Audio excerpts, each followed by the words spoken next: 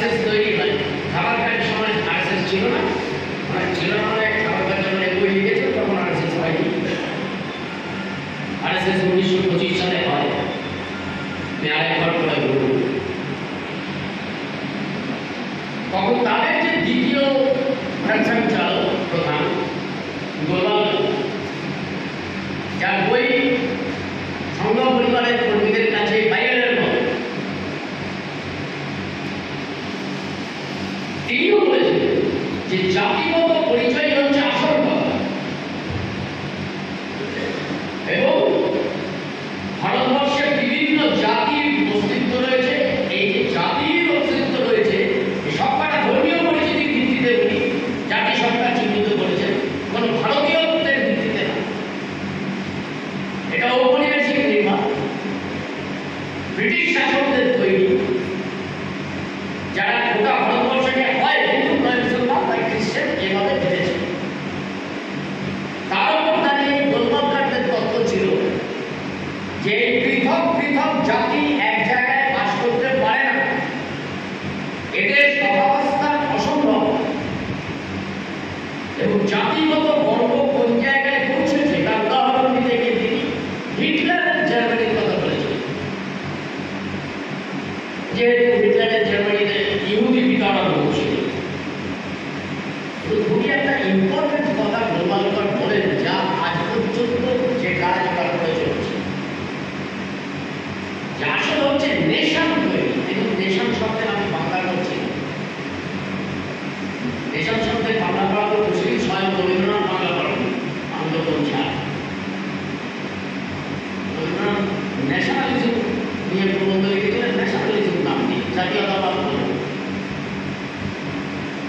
গোলমালকর বলেছিলেন যে তলা থেকে নেশন তৈরি হবে, এই নেশন হিন্দু নেশন, তা যদি একবার তৈরি হতে থাকে তাহলে রাষ্ট্র হিন্দু রাষ্ট্রে পরিণত হবে।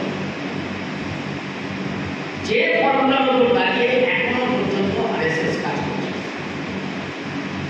আমি ছোট করে যেটা বললাম, আমি এর বেশি ব্যাখ্যার মধ্যে যাবো না, কারণ অনেক অনেক কিছু বলার আছে, সময় চলে যাবে। ছোট্ট করে যেটা বলার চেষ্টা করলাম যে সাধারণ হিন্দু ধর্ম এবং সংঘের হিন্দুত্বকে ঘুরিয়ে ফেলবার কোনো কারণ নেই। আরএসএস এর হিন্দুত্ব এটা একটা রাজনৈতিক প্রজেক্ট, একটা রাষ্ট্র গঠনের প্রকল্প, যা তৈরি হবে হিন্দু জাতিসত্তার ভিত্তিতে। আমাদের জাতিসত্তা হিন্দু, দীর্ঘকাল ধরে আমাদের জাতিসত্তার মধ্যে দশরকম উপাদান আছে। আমরা হিন্দু হয়ে মুসলমান হই, ভারতীয়ত্বের নানা রকম উপাদান আছে। বিশেষ করে স্বাধীনতা সংগ্রামের সময় থেকে ঔপনিবেশিক শক্তির বিরুদ্ধে অভিন্ন লড়াইয়ের কারণে আমাদের মধ্যে এই ভারতীয় জাতিসত্তা জন্ম হয়েছে। তাছাড়া সাব ন্যাশনালিজম আছে, উপজাতীয়তাবাদ, যেমন আমরা বাঙালি তো তামিল তো তেলেগু, ধর্মীয় পরিচিতির ভিত্তিতে জাতিসত্তা তৈরি করে হিন্দু রাষ্ট্র তৈরি করা এর যে প্রকল্প, এটা পলিটিক্যাল রাজনৈতিক হিন্দু, যার সাথে আমাদের লড়াই করতে হচ্ছে। তো আমি আপনাদের বলবার চেষ্টা করব এই শক্তি কিভাবে কাজ করে।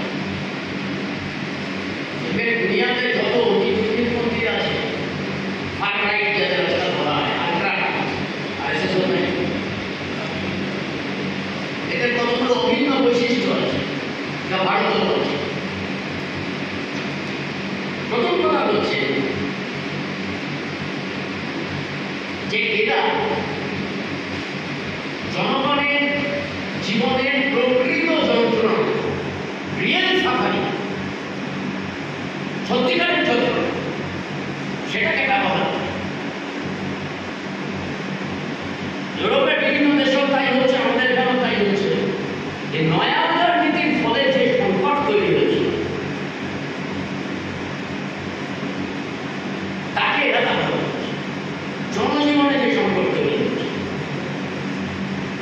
ধরুন বেকার, মজুরিরাজ, আয়ের বৈষম্য, আয়ের বৈষম্য সেটা খুব গুরুত্বপূর্ণ ব্যাপার।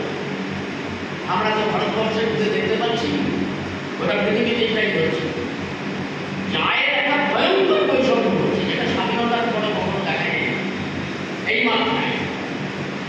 যে দেশে এগুলো সবাই জানে, আমি বেশি ব্যাখ্যা করছি না, যে দেশে 1 ভাগ মানুষের কাছে 1% মানুষের কাছে আমাদের দেশে প্রায় 70% সম্পদ দিয়ে জমা হচ্ছে। এটাকে নানাভাবে ব্যাখ্যা করা যায় এবং নানাভাবে ব্যাখ্যা করাও হচ্ছে। বস্তুত আমরা যখন ভোট করছিলাম সেই সময়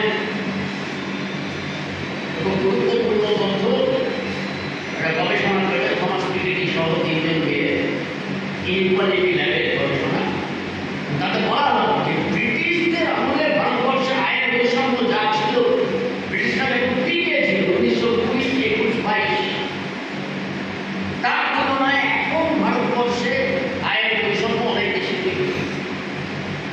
ওপরে 2-5টা লোকের হাতে যত সম্পদ দিয়ে জমা হয়েছে, আর বেশিরভাগ মানুষের